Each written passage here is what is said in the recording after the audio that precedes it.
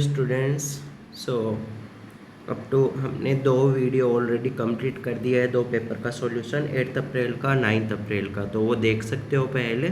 तो अब हम 10 अप्रैल का पेपर स्टार्ट कर रहे हैं। तो क्वेश्चन नंबर 1 में क्या गिवन है हमको, ये x y pair satisfying this inequality also satisfy, okay, इसके बारे में तो सोल्व करना है हमको।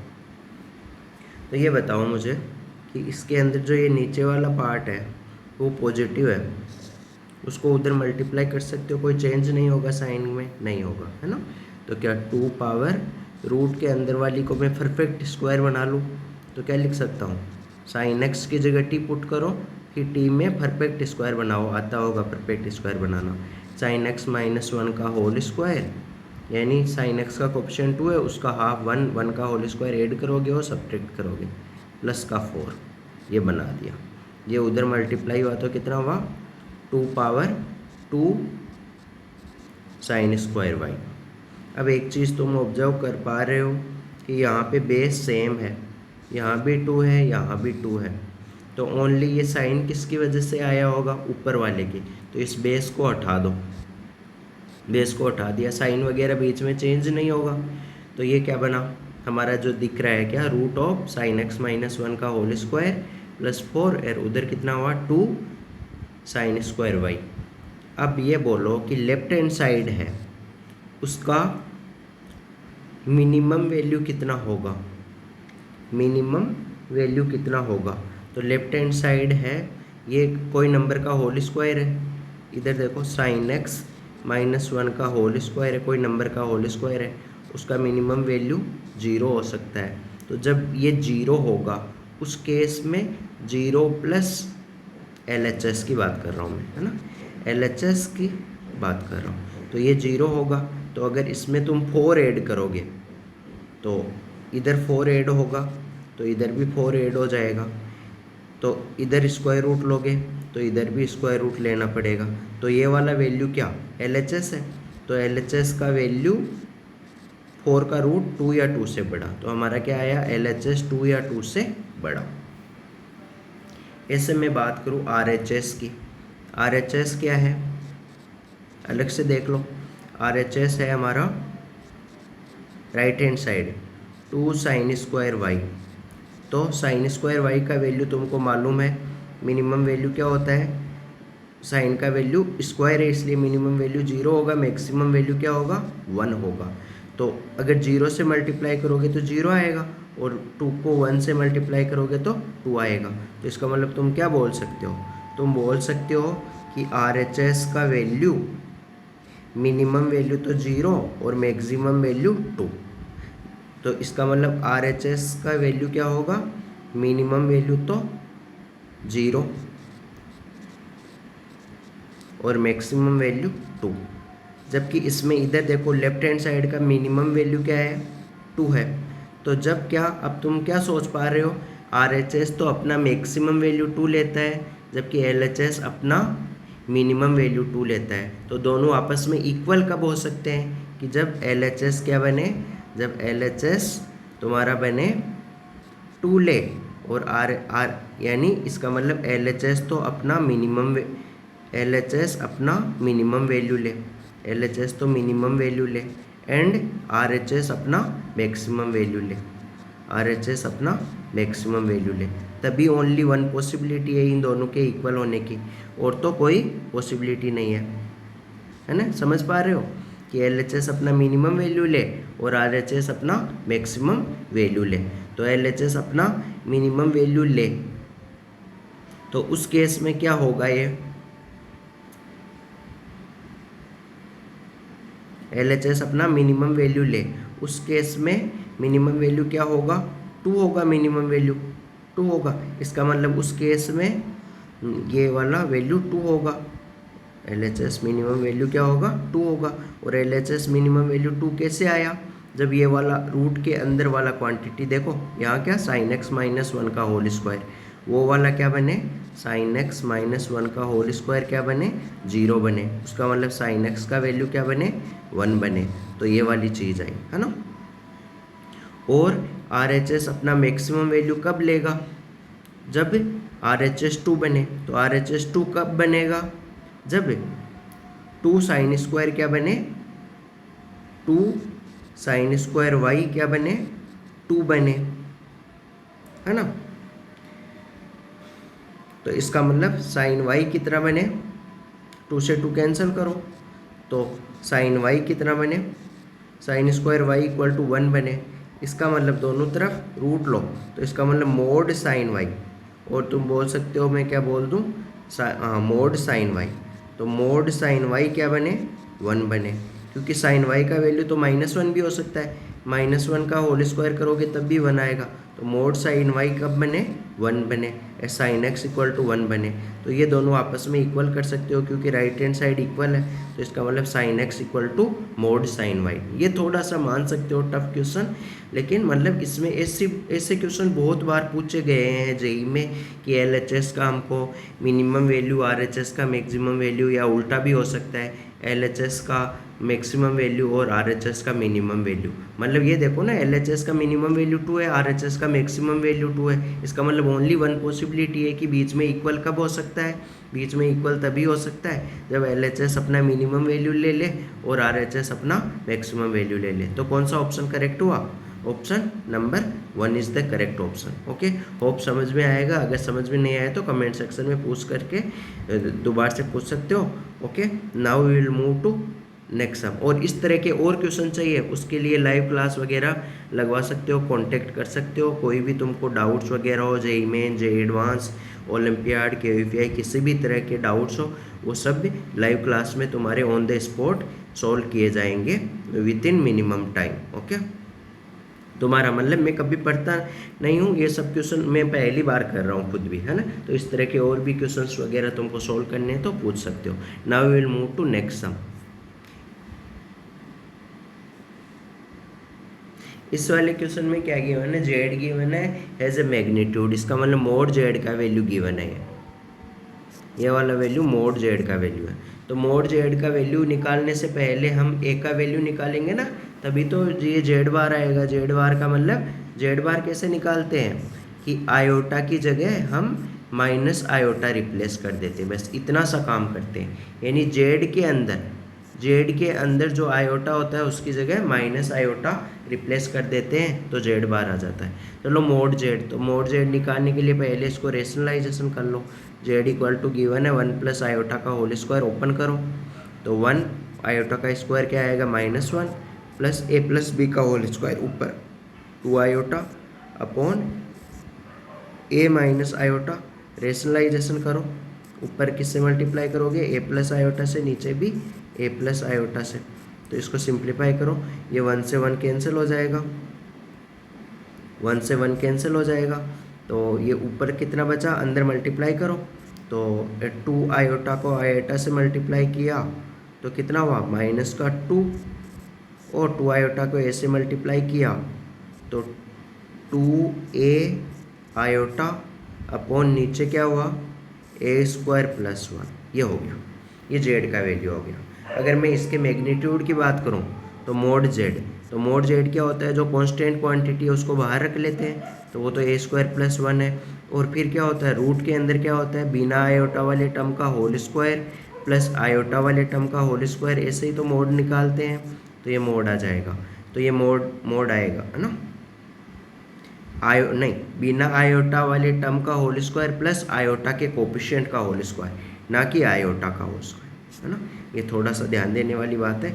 मोड कैसे निकालते हैं, जैसे x प्लस आयोटा वाई आता था, इसका मोड कैसे निकालते थे, रूट ऑफ बिना आयोटा वाले टर्म का होल स्क्वायर प्लस आयोटा के कोफिशिएंट का स्क्वायर। तो वो वाला चीज़ तुमको ध्यान देना है ना। तो ये वाला कर लिया, तो ये कितना आएगा, 2 को बाहर निकाल लो, तो 2 तो बाहर निकल जाएगा,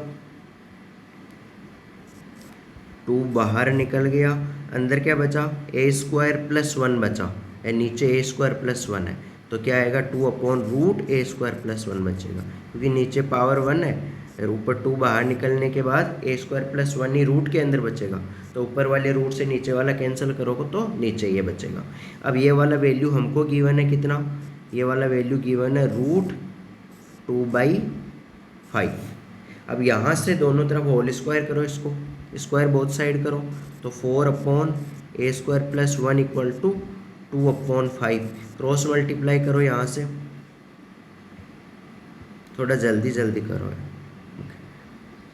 4 को 5 से मल्टीप्लाई और इसको इससे मल्टीप्लाई, 4 5 जा 20 हो जाएगा, और इधर हो जाएगा 2 को ए स्क्वायर से और फिर 2 को 1 से 2, तो ये इधर भेजो, तो यहाँ से कितना आया, ये 2 को इधर भेज दो तो कितना आया 18, फिर नीचे 2 का डिवाइड कर दो, तो यहाँ से ए स्क्वायर का वैल्यू आ जाएगा 9, तो यहाँ से स्क्वायर रूट लो तो ए का वैल्यू आएगा +-3, है ना।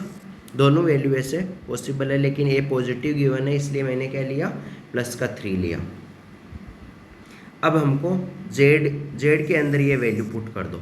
जेड कितना आया था, तो जेड क्या आया था, 2 कॉमन ले लो, जेड के अंदर 2 को कॉमन ले लो, तो -1 प्लस ए आयोटा, यहाँ देखो ऊपर जो ये मैं रेड से इंडिकेट कर रहा हूँ, है ना, तो ए की जगह वैल्यू पुट कर दो, ए की जगह कितना है 3 आयोटा अपॉन नीचे क्या है ए स्क्वायर +1, ए स्क्वायर +1, ए कितना है 3, तो 3 का स्क्वायर 9, 9 + 1 10 हो जाएगा, तो आप कैंसिल कर दो,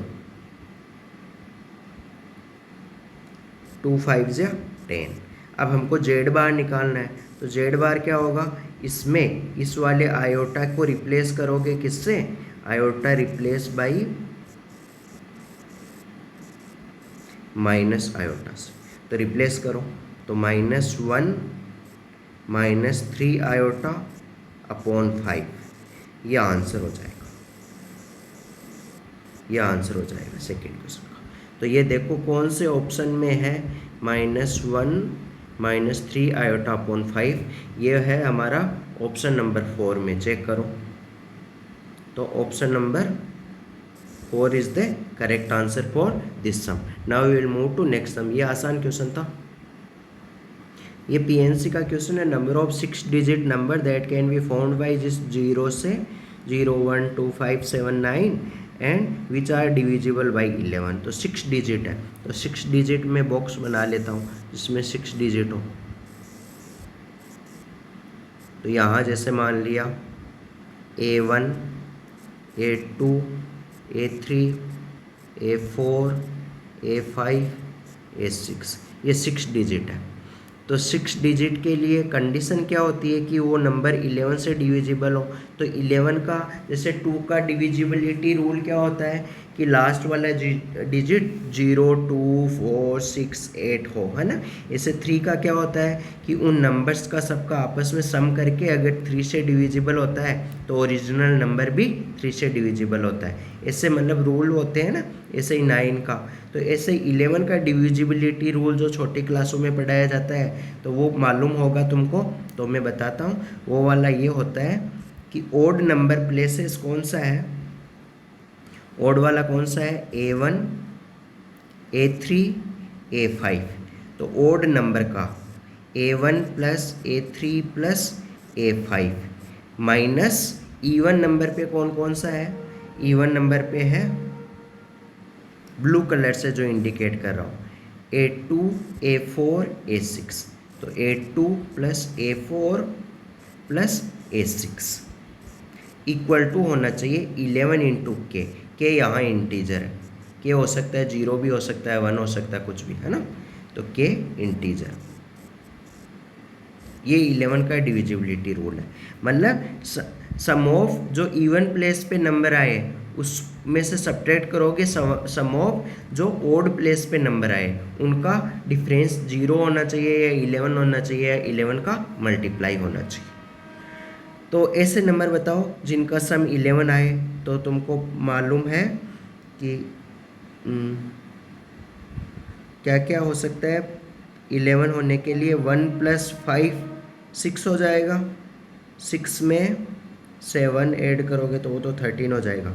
9 + 2 + 0, तो एक तो पॉसिबिलिटी क्या है 0 2 9, दूसरी पॉसिबिलिटी क्या है 0 2 9 को छोड़ दो, 0 2 9 को छोड़ दो, तो क्या क्या बचा 1 5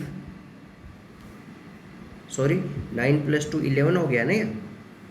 तो एक मिनट ये देखते हैं इसमें क्या क्या पॉसिबिलिटी, मतलब तुमको देखना है कि क्या क्या पॉसिबिलिटी बनेगी। देखो इसमें क्या क्या पॉसिबिलिटी बनती है।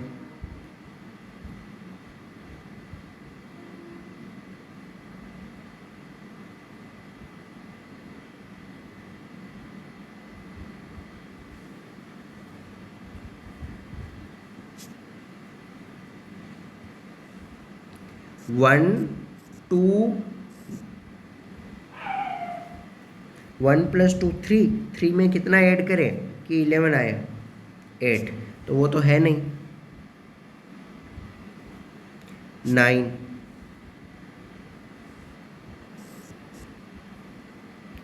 1 2 9 एंड 0 5 7 0 5 7।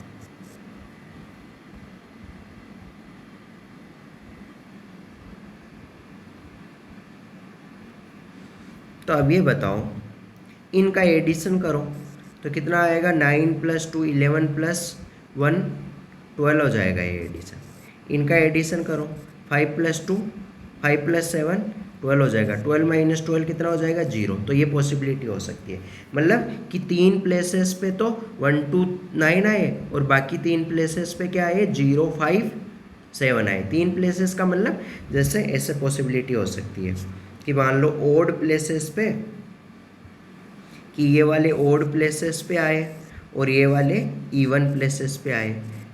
अब हो सकता है, और दूसरी अपोजिट भी हो सकती है कि ये वाला इवन पे आए और ये वाला ओड प्लेसेस पे आए। ओड वाले कौन से हैं? A1 A3 A5 है ना। इवन वाले कौन से हैं? A2 A4 A6 पे। तो एक बार ओड वाला लो तो कि 1 2 9 तो ओड प्लेसेस पे आए। तो ओड प्लेसेस पे कौन कौन से पे? यहाँ देखो, एक बार मैं फिर डायरेक्ट आंसर बता दूंगा। ये हो ओड वाले, ये हुआ कि ये A1, फिर ये A3 और ये A5 ओड वाले प्लेसेस पे। तो ओड वाले प्लेसेस पे हमको पुट करना है 1 2 9 को। तो कितनी पॉसिबिलिटी है? पहले ऑप्शन पे जैसे A1 को फिल अप करना है, तो यहाँ कितने ऑप्शन है हमारे सामने? हमारे सामने 3 ऑप्शन है। कौन कौन से? 1 2 9, 3 पॉसिबिलिटी है। तो यहाँ कितना आएगा? 3, है ना। फिर A3 के लिए इनमें से मान लो एक आ गया डिजिट, 1 ऑलरेडी यहाँ फिल कर दिया। बाकी A3 के लिए हमारे पास कितनी पॉसिबिलिटी बची? 2 पॉसिबिलिटी, A2 और मतलब 2 और 2 और 9, 2 ऑप्शन बचे, तो 2। फिर मान लो 2 को भर दिया। लास्ट वाले A5 के लिए कितने ऑप्शन बचे? एक ही बचा, 9 ऑप्शन बचा, तो 1 ऑप्शन। तो ये क्या हुआ? 3 × 2 × 1, तो कितना हुआ? 3 फैक्टोरियल। कितनी पॉसिबिलिटी हुई? 3 फैक्टोरियल। तो इसका मतलब ऐसे ही सिमिलरली इवन प्लेसेस के लिए, कि मान लो यहाँ अलग कलर से ले लेता हूँ, यहाँ A2 है, यहाँ A4 है और यहाँ A6 है। तो ये A2 के लिए कितने ऑप्शन है हमारे पास? 3 ऑप्शन है। कौन कौन से? 0 5 7, तो 3 ऑप्शन है। ऐसे ही फिर मान लो 0 आ गया ऑलरेडी A2 की जगह, है ना। फिर A4 के लिए कितने ऑप्शन बचे? 2 ऑप्शन बचे। कौन कौन से? 5 और 7, तो 2 ऑप्शन यहाँ आ गए। फिर मान लो 5 ऑलरेडी आ गया A4 की जगह। फिर कितने ऑप्शन बचे? ओनली 7 बचा, तो 1 पॉसिबिलिटी। तो इवन प्लेसेस के लिए भी क्या क्या हुए? ये ब्लैक कलर में लिखा हुआ है ना, 3 2 1, तो कितने ऑप्शन आए? 6। तो ये वाली चीज़ भी क्या है? 3 फैक्टोरियल। तो ये अब एक बार मैं इसको रब कर रहा हूँ, तो कितनी हुई कि ओड प्लेसेस के लिए 3 फैक्टोरियल ऑप्शन, इवन प्लेसेस के लिए भी 3 फैक्टोरियल। कब? जब पहले ओड नंबर आए और फिर इवन नंबर आए, तब केस। तो अब मैं एक बार मिटा रहा हूँ इसको। तो हमने देख लिया था 3 फैक्टोरियल इंटू 3 फैक्टोरियल ऑप्शन आएगा कब? जब पहले मतलब A1 की जगह कौन से वाले शुरू में स्टार्टिंग वाले कौन से भरे थे? हमने ओड वाले भरे थे। और लास्ट वाले कौन से भरे थे? लास्ट वाले क्या भरे थे? इवन प्लेसेस पे इवन वाले भरे थे। तो अब उल्टा करो कि पहले इवन वाले भरे, पहले मतलब कौन सा? ये A1, यहाँ देखो ये A1 है, ये A3 है और ये A5 है। तो इन की जगह क्या भरे? इवन वाले भरे। कौन कौन से? 0 5 7 में से भरे। और जो बाकी कौन कौन से बचे? जो ये A2 बचा, ब्लैक कलर से कर रहा हूँ, ये A2 बचा और जो ये A4 बचा और ये A6 बचा, इनकी जगह कौन से भरे? ये A2 इवन वाले प्लेसेस पे, उनकी जगह भरे 1 टू नाइन को फिलअप करें। तो पहले 1 to 9 को फिलअप कर दो। तो जैसे A2 की जगह कितनी पॉसिबिलिटी है हमारे पास, 3 पॉसिबिलिटी है, 1 2 9, तो 3 आ जाएगा। फिर एक ऑलरेडी मान लो फिल हो गया, तो A4 के लिए कितना बचा, 2 पॉसिबिलिटी बची, 2 और 9, तो यहाँ 2 आ गया। मान लो 2 को ऑलरेडी फिलअप कर दिया, फिर लास्ट वाला 1, तो ये क्या हो गया 3 2 1, तो यहाँ तो क्या आ गया 3 फैक्टोरियल ही आ गया। अब बाकी A1 की जगह, अब तुम एक चीज़ सोच पा रहे हो, A1 को बनने के लिए हमारे पास, अब इसको मैं मिटा रहा हूँ, ये वाला मिटा दिया। A1 को बनने के लिए हमारे पास ऑप्शन है A1 A3, और A5 को फिलअप करने के लिए हमारे पास ऑप्शन है 0 5 7। लेकिन एक पॉसिबिलिटी है कि A1 की जगह 0 नहीं आ सकता। क्यों A1 की जगह 0 क्यों नहीं आ सकता, क्योंकि हमको क्वेश्चन में गिवन है कि 6 डिजिट नंबर होना चाहिए।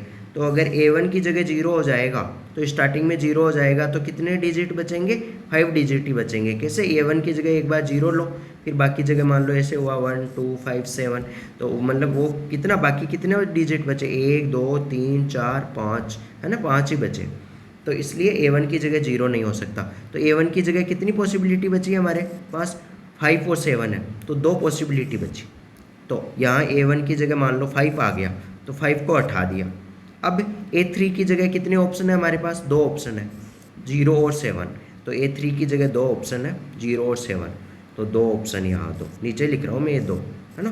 तो यहाँ मान लो आ गया 5, और फिर ये A5 की जगह लास्ट में वास्ट में 7 आ ही जाएगा। ओके, तो ये 2 × 2 आ गया होगा समझ में। तो ये 3 फैक्टोरियल कितना होता है, 6 होता है, और ये 3 फैक्टोरियल 6 होता है, और ये 3 फैक्टोरियल 6, और ये 2 2 जा 4, तो कितना हुआ 6 6 जा 36, और 6 4 जा 24, तो 24 + 36 कितना हुआ, 6 4 0 हुआ, और 3 + 2 5 हुआ, 6 हुआ, 60। तो विच ऑप्शन इज करेक्ट, तो इसमें हमारा ऑप्शन नंबर सी करेक्ट हुआ, यह आंसर हुआ।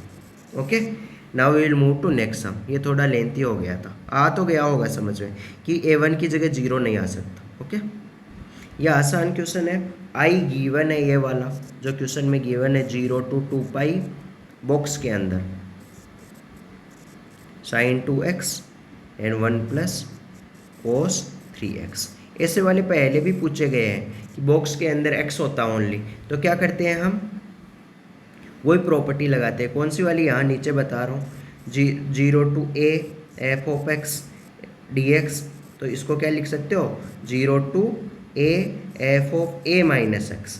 a minus x क्यों लिखा, इस a में 0 को ऐड करो तो a आएगा, उसमें से ये अंदर वाला घटाना होता है ना, dx। या फिर मैं ऐसे मान लूँ a से b हुआ, तब यहाँ क्या आ जाएगा, यहाँ a से b हुआ, तो यहाँ आ जाएगा a + b - x। ये प्रॉपर्टी होती है ना, तो मैं ये प्रॉपर्टी लगा के दोबारा से लिख रहा हूँ, 0 से 2π, तो यहाँ अंदर क्या आ जाएगा, sin 2 ऐसा का ऐसा, x की जगह क्या आ जाएगा, 2π - x, और अंदर में मल्टीप्लाई में क्या हो जाएगा, 1 + cos 3 ऐसा का ऐसा, अंदर क्या हो जाएगा, 2π - x, ये बॉक्स, ये dx। अब एक बार दोबारा से लिखो, ऊपर वाली को इक्वेशन 1 दे दो, और इसको एक बार दोबारा से लिखो, तो 0 से 2π, ये कितना हो जाएगा, sin 4π - 2x। तो 4π तो x पॉजिटिव x एक्सिस के ऊपर होता है, उसमें से x घटाओगे कौन से क्वाड्रेंट में, 4th क्वाड्रेंट में, तो नेगेटिव बाहर आएगा, तो नेगेटिव बाहर आ जाएगा, sin 2x हो गया। और ये cos के 6π, लेकिन cos 4th क्वाड्रेंट में पॉजिटिव होता है ना, cos 6π - 3x, तो लेकिन cos तो 4th क्वाड्रेंट में क्या होता है, पॉजिटिव होता है, तो इसलिए ये तो वैसा का वैसा ही रहेगा, 1 + cos 3x। अब दोनों को ऐड कर दो, इक्वेशन इसको दे दो इक्वेशन 2। अब क्या करना है हमको, इक्वेशन 1 + इक्वेशन 2 कर दो, तो इधर 2i हो गया, और इधर क्या हो गया, 0 से 2π, 0 से 2π, और ये क्या ऐड होगा, बॉक्स के अंदर कुछ प्लस बॉक्स के अंदर नेगेटिव। यहाँ मान लिया ये पूरा चीज़ को मैं मान लिया जैसे t, तो बॉक्स के अंदर t, और यहाँ -t, और फिर यहाँ मान लो कुछ भी मान लो, ये dx जो भी है ना, t तो मैंने समझने के लिए माना है, ये ऊपर वाली चीज़ को क्या मान लिया, t। अब तुमको एक चीज़ बताओ मुझे कि box t plus box of -t, ये क्या होता है कि ये होता है -1 जब t not equal to integer हो, जब टी इंटीजर नहीं हो। तो देखना ये अंदर वाला वैल्यू कोई भी ये 0 से 2 पाई के बीच में एंगल पुट करोगे तो ये इंटीजर नहीं आएगा। कैसे?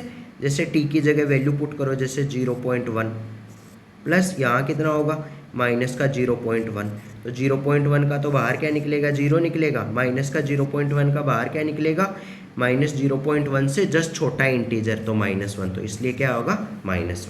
तो अब ये एक बार मैं मिटा रहा हूँ, ये याद करना होता है T plus box T plus box of -t क्या होता है -1 होता है जब t इंटीजर नहीं हो।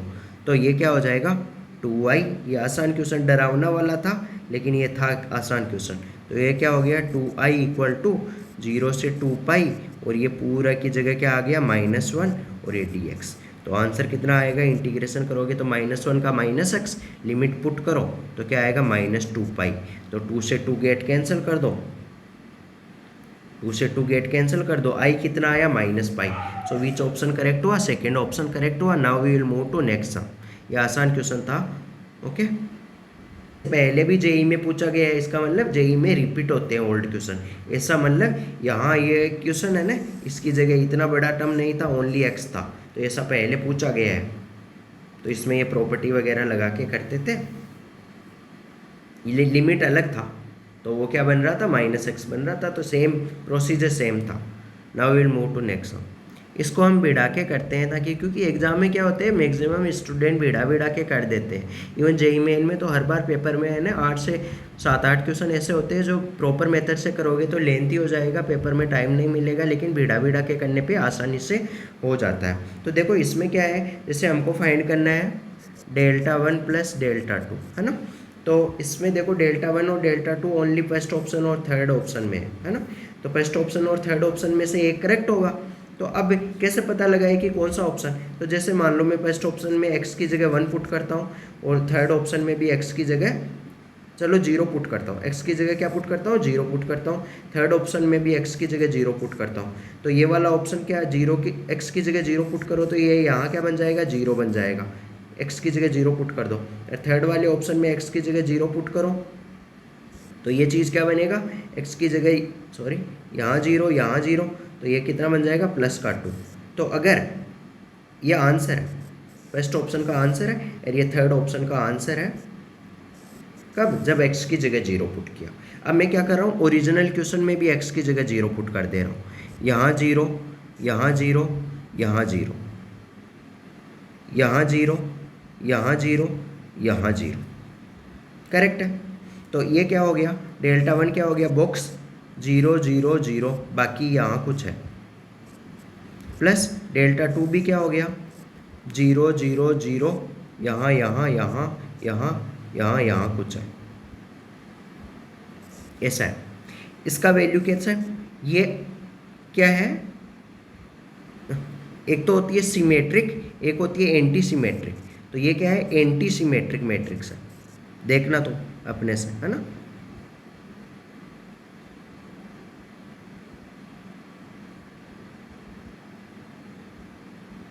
ये मेन डायगोनल के एलिमेंट क्या है 0 है, तो मेन डायगोनल के एलिमेंट 0 है, तो इसका क्या आएगा, डिटरमिनेंट का वैल्यू कितना आएगा 0 आएगा, या फिर करके देख लो, ये तुम करके देख लेना, इसका डिटरमिनेंट का वैल्यू क्या आएगा 0, इसका डिटरमिनेंट का वैल्यू क्या आएगा 0 आएगा। तो 0 + 0 0, तो आंसर कौन सा हुआ, कौन सा ऑप्शन हमारा सेटिस्फाई हुआ, फर्स्ट ऑप्शन। तो देखो 1 सेकंड मतलब तुमको 10 सेकंड, ये तो मैंने तुमको समझाया इसलिए टाइम लगा, तो 10 सेकंड भी नहीं लगेगा। और तुम वैसे प्रॉपर मेथड से भी करोगे ना, इसका ऑपरेशन वगैरह लगा के करोगे तो तुम्हारा परफेक्टली आंसर आएगा -2x3। तो तुमको क्या होता है मिनिमम टाइम में करना रहता है, तो कई बार कुछ क्वेश्चंस वगैरह ऐसे भिड़ा के करने की कोशिश किया करो। देखो मैं वैसे भी बता देता, लेकिन टाइम की लिमिट है, इसलिए मैं एक क्वेश्चन को तुमको ये वाला मेथड बताने के लिए ऐसे बता रहा हूँ। ओके, तो ऐसे वाले भिड़ा के किया करो। इवन मैंने भी मेरे टाइम में मतलब 30 क्वेश्चन में से 10 क्वेश्चन ऐसे भिड़ा के किए थे। तो उन 10 क्वेश्चन जिनको भिड़ा के किया था उनमें हार्डली 10 क्वेश्चन को मिला के मुझे 10 मिनट भी नहीं लगा होगा, मुझे 7-8 मिनट लगा होगा। तो इसका क्या है कि और सब्जेक्ट में तुम टाइम दे पाते हो। तो ये वाला मेथड बहुत इफेक्टिव है, इनको मैथ्स में स्पेशली यूज कर सकते हो और फिजिक्स के भी कुछ क्वेश्चनों में जिनमें डायरेक्शन वगैरह का होता है, डायमेंशन वगैरह का होता है, उन क्वेश्चनों में हम पेपर वगैरह डिस्कस करेंगे। एक बार मैथ्स के सभी क्वेश्चन डिस्कस करने के बाद फिर फिजिक्स वगैरह पे मूव करेंगे। Okay, now will move to next sum. तो ये वाला मेथड यूज किया करो तुम। इस क्वेश्चन में क्या गिवन है, function is continuous at A zero and ordered pair of P Q. तो कंटिन्यूअस होने का मतलब फंक्शन का क्या क्या होता है, कंडीशन क्या होती है, R H L equal to L H L equal to value of function at that point, जिसके ऊपर कैलकुलेट करना होता है। तो वो कौन सा पॉइंट है, जीरो है, तो f of zero. R H L का मतलब limit extend to zero positive f of x, ये करते हैं। एल एच एल का मतलब एक्सटेंड टू जीरो नेगेटिव हो जाएगा। तो जीरो पॉजिटिव का मतलब, जीरो पॉजिटिव कहाँ आ रहा है, जीरो से जस्ट बड़ा यहाँ आ रहा है, फंक्शन कौन सा होगा, ये वाला। तो आर एच एल निकालने के लिए अलग से निकाल लो। आर एच एल क्या हो जाएगा, limit extend to zero, zero positive या जीरो बोल सकते हो। तो जीरो पॉजिटिव यहाँ है, तो फंक्शन कौन सा होगा, ये वाला। तो क्या होगा, रूट एक्स कॉमन ले लो इसमें से। तो रूट एक्स कॉमन लिया तो अंदर क्या बचेगा, अंदर बचेगा रूट के अंदर 1 प्लस एक्स बचेगा, माइनस 1 बचेगा, अपॉन नीचे क्या बचेगा, एक्स पावर 3/2 है, तो उसको लिख सकते हो root x into x power 1 लिख सकते हो, क्योंकि x power 1 into x power 1/2 क्या हो जाएगा, एक्स पावर 3/2 हो जाएगा। अब ये क्या कर लो, रूट एक्स से रूट एक्स कैंसिल कर दो, तो फिर एक्स की जगह जीरो पुट करो, तो ये 0/0 फॉर्म है। तो या तो इसको रेशनलाइजेशन वगैरह करके कर लो, या फिर एल हॉस्पिटल वगैरह अप्लाई कर लो। चलो एल हॉस्पिटल अप्लाई कर लो, ऊपर का अलग से डिफ्रेंशिएशन। तो ऊपर का डिफ्रेंशिएशन क्या आया, 1/2 रूट 1 प्लस एक्स आ जाएगा, डिफ्रेंशिएशन करना आता होगा, नीचे एक्स का डिफ्रेंशिएशन 1, फिर एक्स की जगह जीरो पुट करो, तो इसका आंसर कितना आएगा, 1/2। तो आर एच एल कितना आया, 1/2 आया। अब एल एच एल निकाल लो अलग से। तो एल एच एल निकाला तो क्या आया, limit extend to zero negative, या जीरो ही बोल सकते हो उसको, जीरो से थोड़ा सा छोटा, यानी -0.9999, तो ऑलमोस्ट उसको जीरो ही बोल सकते हो। तो जीरो नेगेटिव का मतलब हमको देखना रहता है कि जीरो से जस्ट छोटा कहाँ आ रहा है, ऊपर देखो क्वेश्चन में यहाँ आ रहा है, तो फंक्शन कौन सा है, ये साइन वाला, तो फंक्शन होगा साइन वाला। तो sine p+1 into x plus sine x, x को अलग अलग नीचे डिवाइड कर दो, तो एक्स इसके नीचे अलग डिवाइड, इसके नीचे अलग डिवाइड। ओके, अब देखो तुमको पता है साइन, एक चीज़ मालूम है तुमको क्या, अब इसमें भी चलो तुमको आसानी से, क्योंकि इसमें थोड़े वीक स्टूडेंट, बोर्ड वाले स्टूडेंट भी हो सकते हैं, तो मैं क्या बोल रहा हूँ, चलो एक्स को पूरे के नीचे डिवाइड कर दो। नहीं तो मैं ये स्टैंडर्ड लिमिट से भी बता सकता था। तो ये क्या बना, 0/0 फॉर्म बना। तो इसका मतलब ऊपर एक्स की जगह जीरो पुट करो, तो ऊपर भी जीरो बन रहा है, नीचे भी जीरो बन रहा है, तो इसका मतलब एल हॉस्पिटल लगाओ। तो साइन का डिफ्रेंशिएशन क्या होगा, कोस p+1 into x, plus sine x का डिफ्रेंशिएशन कोस एक्स, नीचे एक्स का 1, और इधर अंदर जाके p+1 इंटू एक्स का भी करोगे, तो उसका डिफ्रेंशिएशन क्या होगा, p+1 हो जाएगा अलग से। अब इसमें जीरो पुट कर दो, तो कोस जीरो क्या होता है, 1 होता है, कोस जीरो क्या होता है, 1 होता है, तो ये क्या हो जाएगा, p+1+1, तो क्या हो जाएगा, p+1+1, तो क्या हो जाएगा, p+2 हो जाएगा, तो p+2। अब क्या करना है, एक और चीज़ देखना है हमको, एफ ऑफ जीरो, तो एफ ऑफ जीरो को अलग से देख लो। एफ ऑफ जीरो यहाँ क्वेश्चन के जस्ट नीचे लिख रहा हूँ, F of zero exact zero कहाँ है, यहाँ है, उस केस में फंक्शन क्या है, क्यू है, तो इक्वल टू क्या आया, क्यू। तीनों को इक्वल करना है तुमको, R H L equal to L H L equal to f of zero. तो आर एच एल एक बार मैं कहाँ कर रहा हूँ, थोड़ा मैं मिटा दे रहा हूँ इसको, तुमको करना है R H L equal to L H L equal to f of zero.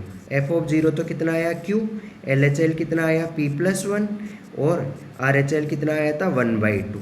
इसका मतलब देखो क्यू कितना हो गया, 1/2, क्यू का वैल्यू आ गया 1/2, और p+1 इक्वल टू 1/2 है, तो वहाँ से p कितना हुआ, p हो गया 1/2 में से 1 घटाओ, तो -1/2। तो ये दो देखो कौन से ऑप्शन में हमारा सही हो रहा है। एक मिनट, सॉरी, वो p+2 आया था, देखना पीछे p+2 आएगा वो, है ना। तो p+2, तो ये यहाँ से p का वैल्यू कितना आया, 2 को इधर ले जाओ, 1/2 में से 2 घटाओ तो 3/2 आएगा। ओके, तो देखो p का वैल्यू -3/2 और q का वैल्यू 1/2। कौन सा ऑप्शन करेक्ट हुआ? Your option second is the correct answer. Okay, और answer. Now we will move to next sum. यहाँ ये लाइन गिवन है और ये पॉइंट गिवन है बीटा, 0, बीटा। इससे परपेंडिकुलर डिस्टेंस फाइंड करना है। तो लाइन के ऊपर रैंडम पॉइंट ले लेंगे m। तो m का कोऑर्डिनेट कैसे, इक्वल टू में लेमडा लेके करते थे। तो 1 को इधर मल्टीप्लाई किया तो x कोऑर्डिनेट कितना आया, लेमडा। ऐसे 0 को इधर, फिर 1, ये y वाला 1 इधर लाए, ये 0 को इधर मल्टीप्लाई करके तो y कोऑर्डिनेट क्या आया, 1। ऐसे ही z कोऑर्डिनेट -λ-1 और ये बीटा 0, बीटा इसको मान लो a। तो अब क्या करो तुम,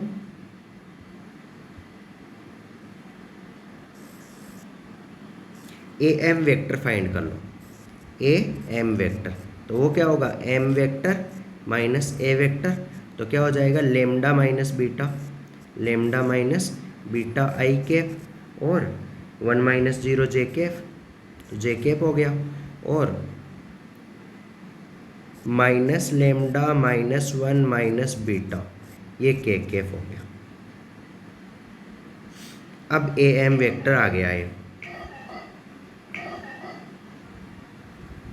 ओके, और लाइन की डायरेक्शन में वेक्टर क्या होगा, वो उसका लाइन का डायरेक्शन कोसाइन होता है। ये वाला वेक्टर जैसे मैं मान लूँ बी वेक्टर, तो बी वेक्टर क्या होगा, वो लाइन का डायरेक्शन कोसाइन जो लाइन के नीचे होता है। क्या, ये देखो लाइन में देखो नीचे 1, 0, -1 ये होता है। तो आई कैप + 0 जे कैप - के कैप ये होगा। अब हमको मालूम है दोनों के बीच में एंगल कितना है, 90 डिग्री, क्योंकि वो लाइन के पैरेलल है। तो लाइन की डायरेक्शन वाला लाइन के अलोंग ही मान सकते हो, तो एंगल 90 होगा। इसका मतलब दोनों का dot product A M dot B vector equal to 0 होगा। तो इनका दोनों का डॉट प्रोडक्ट करो।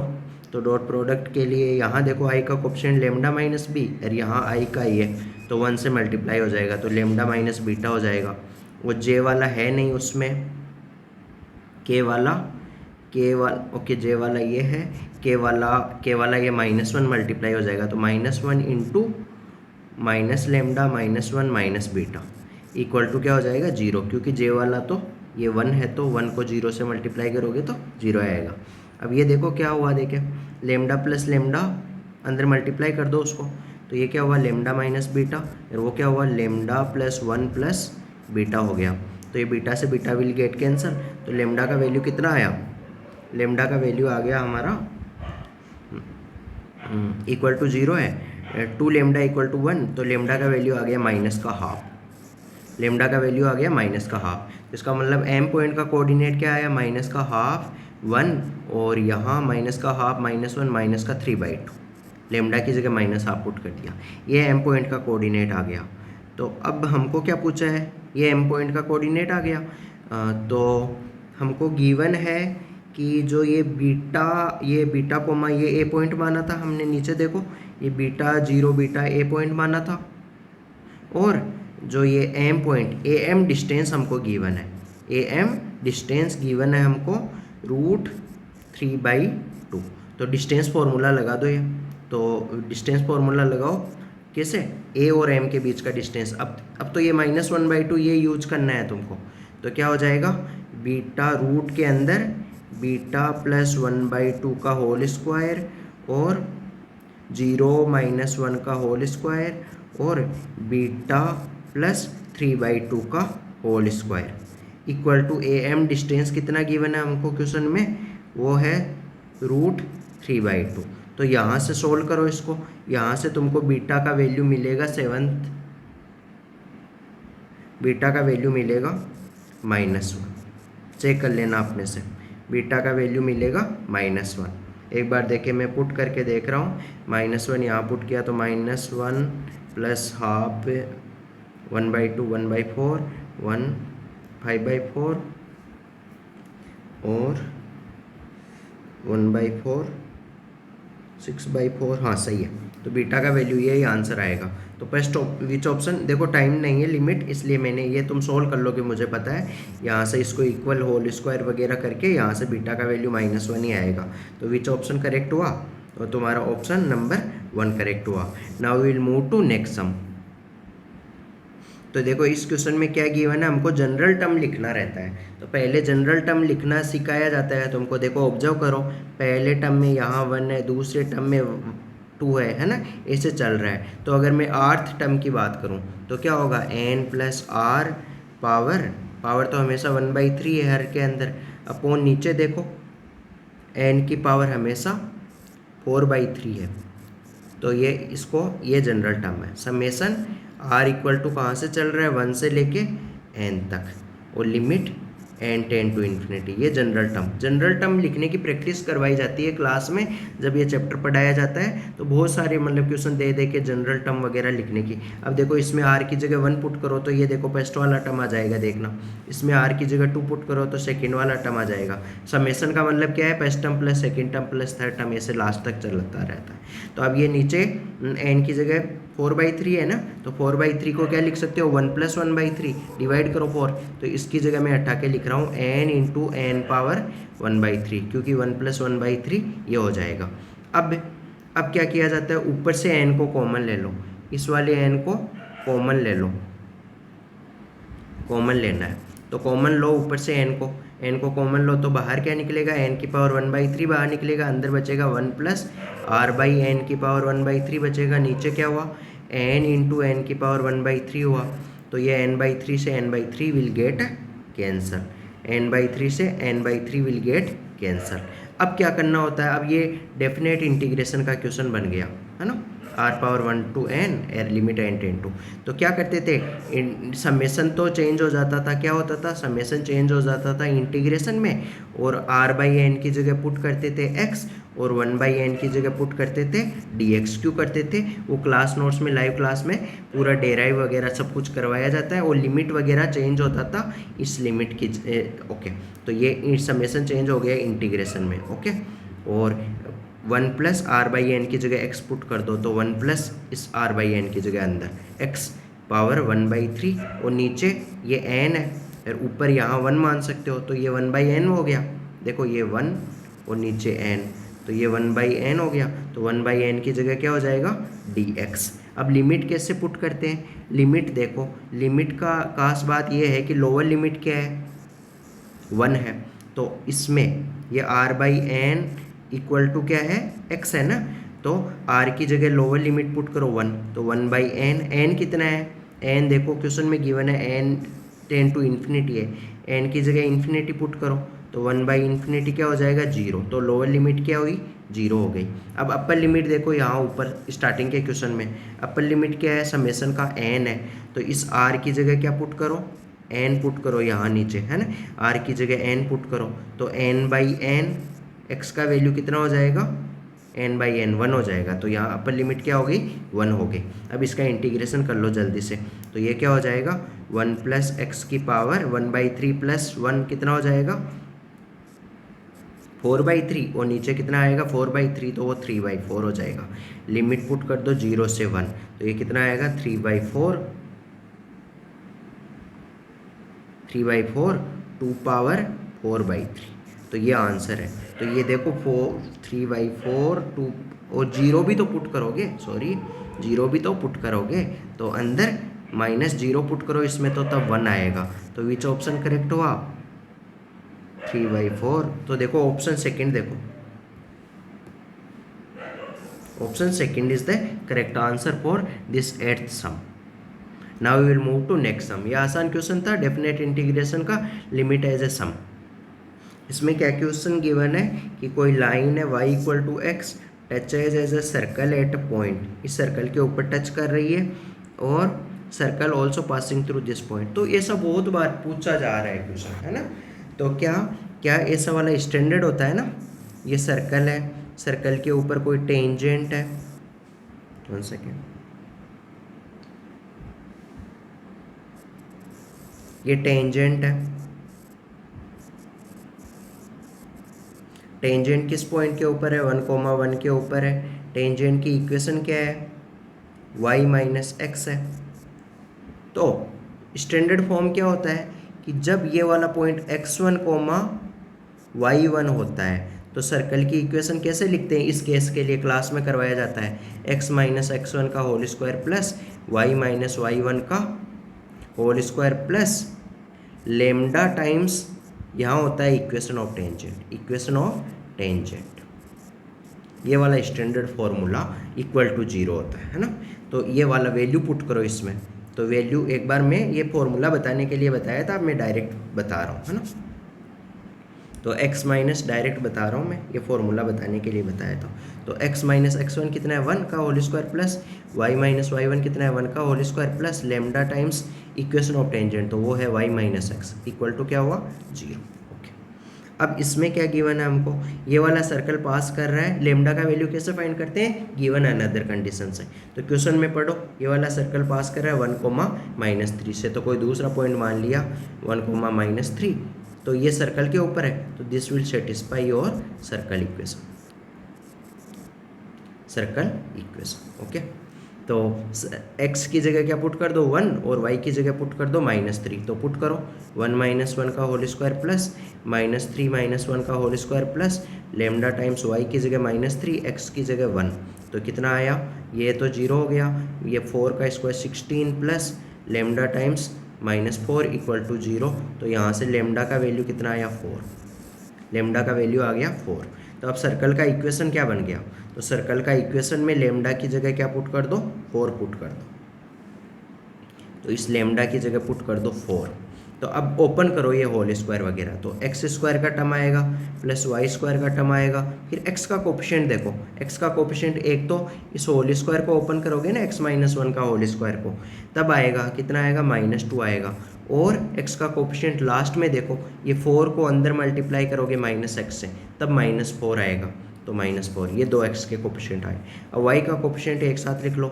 y का कोफिशिएंट कहाँ कहाँ से? एक तो ये y माइनस 1 का होल स्क्वायर को ओपन करोगे तो -2 आएगा, और ये लेमडा को अंदर मल्टीप्लाई करोगे तो लेमडा की जगह 4 है तो 4y आएगा, तो प्लस का 4 आएगा। ये दो चीज़ आएगी।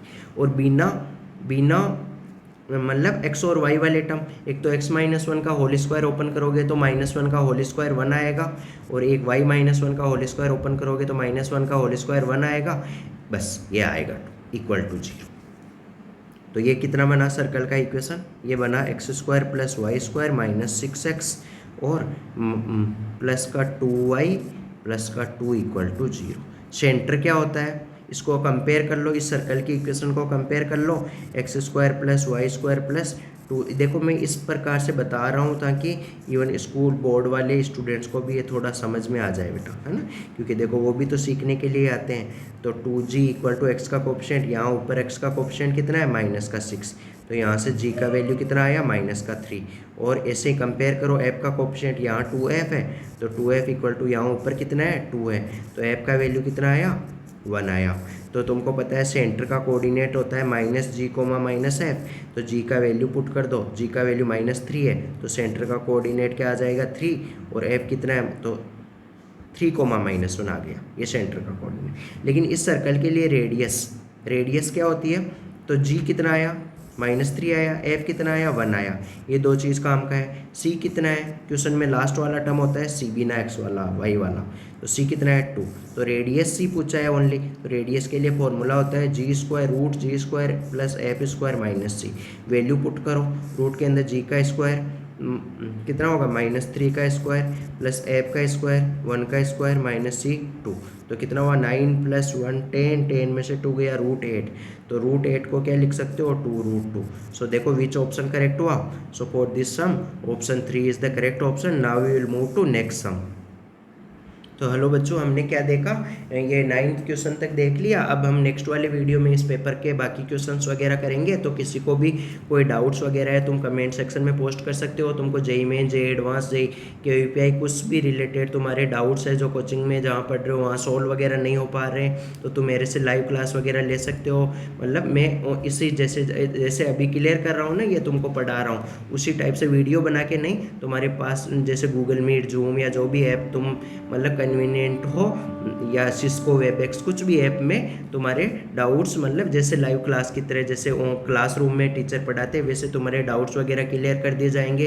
थ्योरेटिकल पोर्शन में किसी में डाउट है, जैसे मान लो किसी का कोऑर्डिनेट ज्योमेट्री स्ट्रॉन्ग नहीं है, जैसे पैराबोला सेक्शन रिवाइज करवाना है, तो विद इन 2-3 क्लासेज में वो वाला सेक्शन रिवाइज कर दिया जाएगा, ताकि तुम्हारे जेईई मेन में अच्छा से अच्छा रैंक आ सके, इवन 100 में से तुम्हारे 90 से अबव मार्क्स वगैरह आ सके। उसके लिए लाइव क्लास लगा सकते हो, उसके लिए तुम कॉन्टेक्ट वगैरह कर सकते हो। मेरे नंबर है 8137900711। इस पर कॉन्टेक्ट कर सकते हो। तुमको लाइव वगैरह क्लास के विद इन मिनिमम चार्जेस तुमको लाइव क्लास वगैरह प्रोवाइड कर दी जाएगी। Okay, thank you, hope you are doing good, god bless you, thank you, we will meet in next video.